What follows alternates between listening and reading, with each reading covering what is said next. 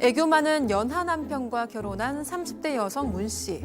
남편이 연애 때부터 잘 삐지긴 했지만 그마저도 연하의 매력이라고 생각했습니다. 그런데 아들을 낳고 키우면서 남편이 부쩍 바빠진 탓에 육아는 오롯이 아내의 몫이 되는데요. 설상가상으로 남편이 앉기만 하면 아이가 자지러지게 울고 심지어 잘 때도 아빠가 옆에 있으면 밀어내기 일수. 안 그래도 잘 삐지는 남편, 이런 아들 때문에 더 화가 났는지 아이의 이유식에 손을 대거나 간식을 뺏어 먹고 장난감을 가지고도 약을 올려서 꼭 아이를 울리곤 합니다. 4살 아들과 핏대를 세우며 싸우는 남편 때문에 독박 육아의 늪에서 벗어날 수 없는 아내. 대체 이 남편은 왜 그러는 걸까요?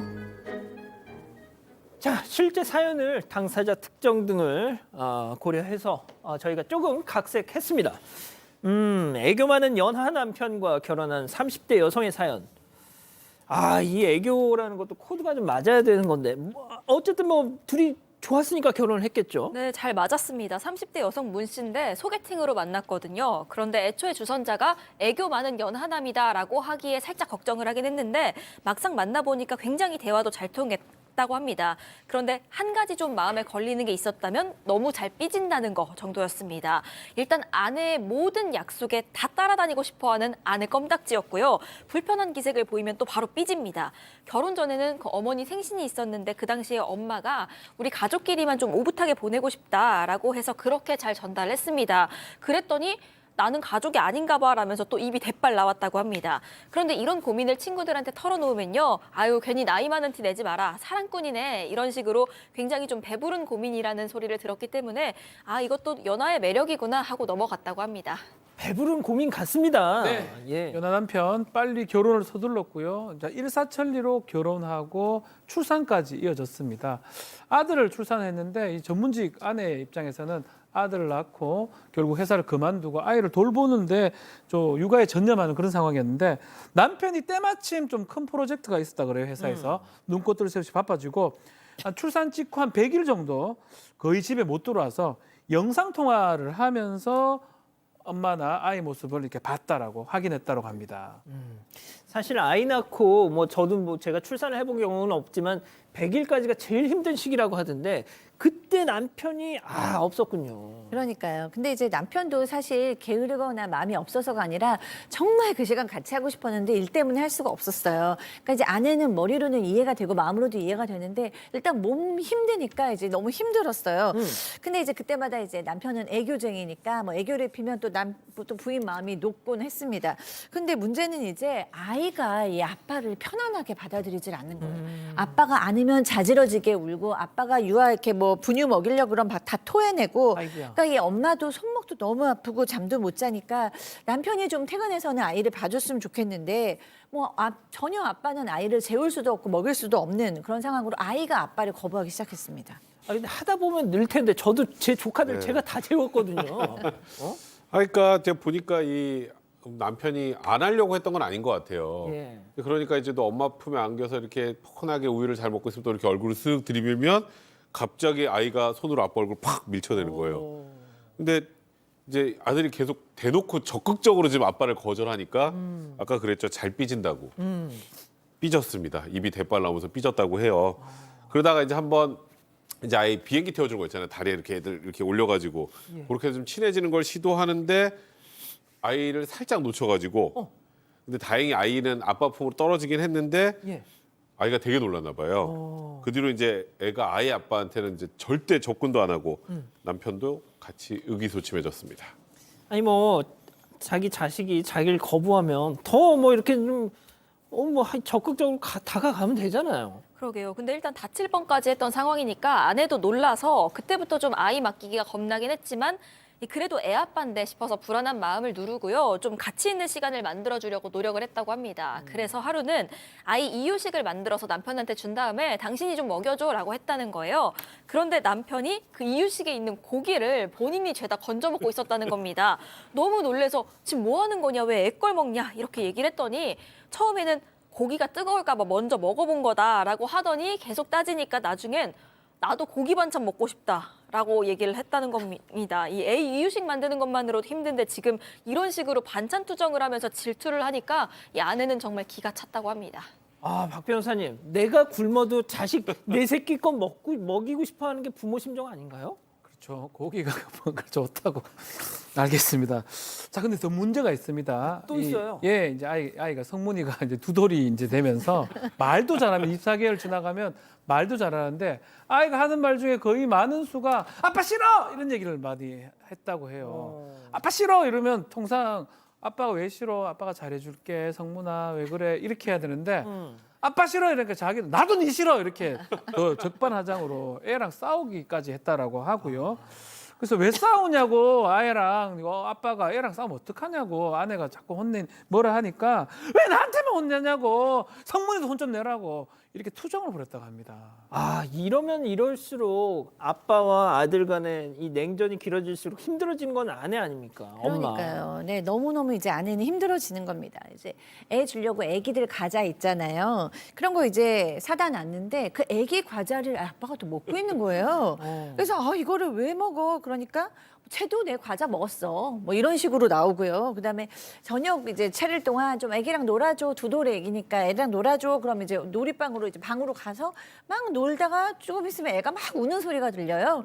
그래서 가보면 애 장난감을 애기 손 안 닿는 위에다가 올려놓고 뭐 줄까 말까 이런 식으로 약 올리고 있는 거예요. 그럼 또 애는 뭐 펑펑 우는 거죠. 그러니까 이렇게 애를 놀리고 울리고 막 이러니까 이 아내로서는 모든 게 다 이제 다 자기가 해야 되는 상황이 되니까 힘들어진 겁니다. 야, 애가 둘이네, 이게. 불이죠. 근데 이거를 또 어디 가서 얘기하기도 좀 참 부끄럽잖아요. 맞아요. 그래서 이제 고심 끝에 친정엄마한테 얘기를 합니다. 어머 그게 말이 되니? 당연히 그랬겠죠. 근데 직접 그 아이랑 싸우는 걸 친정엄마가 직관하고 나서 아, 진짜. 직관을 하고 나서 이제 혀를 끌끌 차신다고 했는데 이제 이게 하다가 꾀병까지 부린답니다. 이제 이런 거예요. 애를 보다가 이제 아내한테 와서 나 열나는 것 같아. 그리고 이마를 짚어보라고 하고 나 쟤한테 감기 옮은 것 같아. 이런 얘기도 하더니 나 이제 좀 쉬어야 될 것 같은데 나 갈비찜 먹고 싶어 이런 얘기를 했다고 합니다. 근데 이제 체온계로 재봐도 남편은 분명히 정상인데 이 남편은 막무가내로 나 지금 쟤한테 옮아서 계속 아파. 그것 때문에 오히려 골이 지끈지끈한 아내입니다. 자, 이거 좀 이해가 안 되는데 말이죠. 여기다가 아내가 폭발한 사건 또 있습니다. 자, 오늘도 별별 극장으로 준비해봤습니다. 철부지 연하 남편의 박지은 변호사, 독박 육아에 지친 아내 박상희 교수, 레디 액션! 성문 아빠, 애 반찬 좀 그만 뺏어 먹어. 당신 반찬도 있는데 도대체 왜 그래? 밥상에서 꼭 우리 성문이를 이렇게 울려야만 직성이 풀려? 무슨 아빠가 이래? 애는 맨날 반찬 새로 해서 만들어주면서 나는 냉장고에 있던 거 주고 내 입은 입도 아이가 오죽하면 애 고기를 뺏어 먹겠나. 내가 먹을 게 없다. 손바닥 빨아 먹잖아. 나는 뭐 혼자 진수 성찬 차려 먹니? 애 흘린 거 받아 먹고 남긴 밥 먹고 그러는 거야. 차려주면 주는 대로 곱게 좀 먹자. 응? 당신은 그 성문이밖에 모르지. 잘 때도 당신 그 성문이 재운다고 하면 나는 맨날 혼자 자야 되잖아. 애 그렇게 오냐고 끼고 돌면 버릇만 나빠지 성문이 커가 뭐가 되겠노? 지금 누가 누구 버릇 나빠진다는 거야 도대체? 나는 지금 우리 성문이가 당신을 보고 배울까봐 겁이 나. 어린이집에서도 애들끼리도 이렇게 안 싸운다. 어떻게 아빠가 애랑 싸우니? 당신은 왜 맨날 성문이 편만 들어? 내 얘기는 왜 안 들어주냐고? 나도 힘들다. 아이고야. 자, 여기서 별별 상담소 오늘의 궁금증 짚어보죠. 예, 4살 아들 성문이랑 진심으로 싸우는 남편 지훈이 이제 너무 지친다는데 어떻게 하면 좋겠습니까, 교수님? 네. 이 아빠 정말로 애 맞습니다. 지금 보니까 맨 처음부터 연애 때부터 부인만 따라다니고 싶고 또 자주 삐지고 그다음에 또 일찍 또 가정도 꾸리고 싶고 또 연상녀를 또 좋아하고요. 또 애랑 싸우고 반찬 투정하고 뭐 이런 걸 보면 정말 그 내면 심리 안에는 우리가 내재 과거라고 하는데 성인 아이라고도 하고요. 아이가 있는 것이 맞습니다. 근데 사실 결혼한 커플 중에 이런 커플이 상당히 많아요. 그러니까 내 아내를 엄마로 생각하는 남자, 그리고 남편을 아빠로 생각하는 여성, 이런 게 많은데 어느 정도까지는 또 서로 다독이고 살 수 있는데 이 케이스는 너무 그게 심각한 것 같아요. 그렇지만 이제 뭐 어떻게 하겠어요. 그래도 이 남편의 이런 깊은 모성 결핍에 문제가 있는 것은 맞으니까 또 그 부분은 수용을 하고 인정을 해줘야 되는 거죠. 어떤 그런 뻥 뚫린 부분이 있습니다. 그러나 중요한 건 아무리 그런 모성 결핍이 있거나 어려움이 있어도 아빠 역할은 해야 되는 거죠. 그래서 이 아빠는 본인의 문제를 좀 깨닫고 부인의 도움을 얻어서라도 또 부인도 그 부분에 대해서는 좀 단호하게 이야기할 필요가 있죠. 그 어떤 어린아이 같은 사랑받고 싶은 마음은 좀 이해를 해주고 다독여줄 필요가 있지만 아빠의 역할만큼은 반듯하게 좀 할 수 있도록 도와줘야 될 것 같습니다. 박 변호사님 혹시 이런 경험 있으십니까? 저는 사실 이거 보면서 사연 보면서 저희 이제 큰 애가 여동생하고 한 3살 차이 납니다. 큰 애 같아요. 아 진짜. 근데 큰 애도 이 정도는 아니에요. 아 진짜. 놀아주고 네가 싫어 이러지 않거든요. 큰 애도 지도 오빠라고 여동생한테 든든하게 듬직하게 하는데 우째 그래 오빠나 형만큼 또 뭐합니까 아빠인데 저는 연하남이라 하니까 시간이 좀 지나면 변하지 않을까. 그리고 시간이 지나서 애가 크잖아요. 3돌, 4돌, 5돌 되잖아요. 예. 아빠 이길 것 같아요. 지금 지적 수준을 보니까.